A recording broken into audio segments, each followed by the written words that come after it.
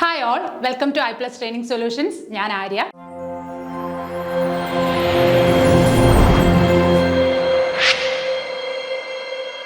അപ്പോൾ കേറ്ററ്റ് എക്സാം ഒക്കെ കഴിഞ്ഞിട്ടിരിക്കുകയാണ് എല്ലാവരും അല്ലേ? ജനുവരി 18, 19 തീയതികളിലായിരുന്നു നമ്മുടെ കേറ്ററ്റ് കാറ്റഗറി 1, 2, 3, 4 അല്ലേ? 4 എക്സാംസും കഴിഞ്ഞത്. അപ്പോൾ അതിൽ തന്നെ കുട്ടികൾ പല സെഷനിലുള്ള കുട്ടികളാണ്. അതായത് എക്സാം പ്രൊവിഷണൽ ആൻസർ കീ വന്നതിന് ശേഷം എക്സാം പാസ്സായി എന്നുള്ളൊരു സന്തോഷത്തിലിരിക്കുന്ന കുറച്ച് കുട്ടികളുണ്ട്.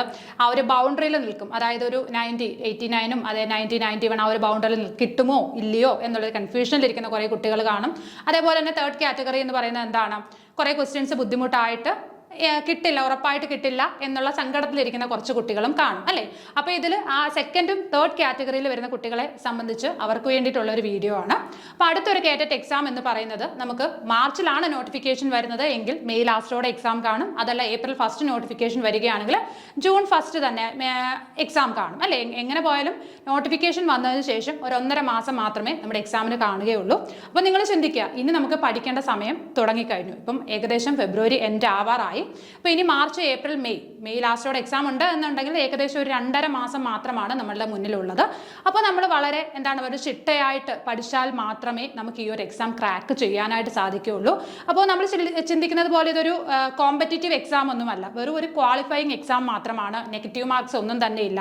അപ്പോൾ നമുക്ക് എങ്ങനെയാണെങ്കിലും ഒരു 90 മാർക്ക് സ്കോർ ചെയ്യുക എന്നൊരു എയിം മാത്രമേ നമ്മളുടെ മുന്നിലുള്ളൂ. ആ 90 മാർക്ക് സ്കോർ ചെയ്യുക എന്നുള്ളത് കുറച്ച് ബുദ്ധിമുട്ടുള്ള ഒരു കാര്യമാണ്. നമ്മൾ എന്ത് ചെയ്യണം? ചിട്ടയായിട്ട് തന്നെ പഠിക്കണം. നമ്മൾക്ക് ഈസി ആയിട്ടുള്ള കുറച്ച് സബ്ജക്റ്റുകൾ കാണും, ഡിഫിക്കൽട്ട് ആയിട്ടുള്ളത് കാണും. ചിലർക്ക് സൈക്കോളജി ഡിഫിക്കൽട്ട് ആണ് എന്നുണ്ടെങ്കിൽ ചിലർക്ക് എന്തായിരിക്കും? ഇംഗ്ലീഷ് ആയിരിക്കും ഡിഫിക്കൽട്ട്.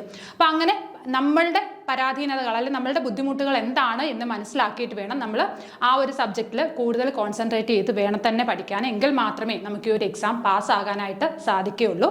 അപ്പോൾ iPlus നിങ്ങൾക്ക് വേണ്ടിയിട്ട് കേറ്ററ്റിൻ്റെ ലോങ് ടൈം ബാച്ചുകൾ സ്റ്റാർട്ട് ചെയ്തിട്ടുണ്ട്. KTET category 1, category 2 science and മാത്സിനും അതേപോലെ തന്നെ സോഷ്യൽ സയൻസിനും, category 3 English, Malayalam, social science, natural science, physical science, mathematics, അങ്ങനെ 6 സബ്ജക്റ്റുകൾക്ക് നമ്മൾ ക്ലാസ്സുകൾ പ്രൊവൈഡ് ചെയ്യുന്നുണ്ട്. വളരെ എക്സ്പീരിയൻസ്ഡ് ആയ ടീച്ചേഴ്സിൻ്റെ ക്ലാസ്സുകളാണ്. നിങ്ങൾക്ക് വളരെ അഫോർഡബിൾ ആയിട്ടുള്ള ഫീസിൽ തന്നെയാണ് നമ്മൾ ക്ലാസ്സുകൾ പ്രൊവൈഡ് ചെയ്യുന്നത്. അപ്പോൾ iPlusൻ്റെ ക്ലാസ്സുകളുടെ പ്രത്യേകതകൾ എന്താണെന്ന് നിങ്ങൾ ചോദിക്കാം അല്ലേ? റെക്കോർഡഡ് ക്ലാസ്സുകൾ, ലൈവ് സെഷനുകൾ, മോക്ക് ടെസ്റ്റുകൾ, PYQ ഡിസ്കഷനുകൾ, ഡൗട്ട് ക്ലിയറിംഗ് സെഷനുകൾ എല്ലാം iPlusൽ അവൈലബിൾ ആണ്. അപ്പോൾ അടുത്തൊരു കേറ്ററ്റ് എക്സാമിന് വേണ്ടി പ്രിപ്പയർ ചെയ്യുന്നവരാണ് നിങ്ങളെങ്കിൽ ധൈര്യമായിട്ട് iPlusൽ ജോയിൻ ചെയ്യുക. ജോയിൻ ചെയ്യാനായിട്ട് നമ്മുടെ ബോർഡ് നമ്പറിൽ കോൺടാക്ട് ചെയ്താൽ മതി. അപ്പോൾ മറ്റൊരു വീഡിയോയിൽ വീണ്ടും കാണാം. Okay, thank you.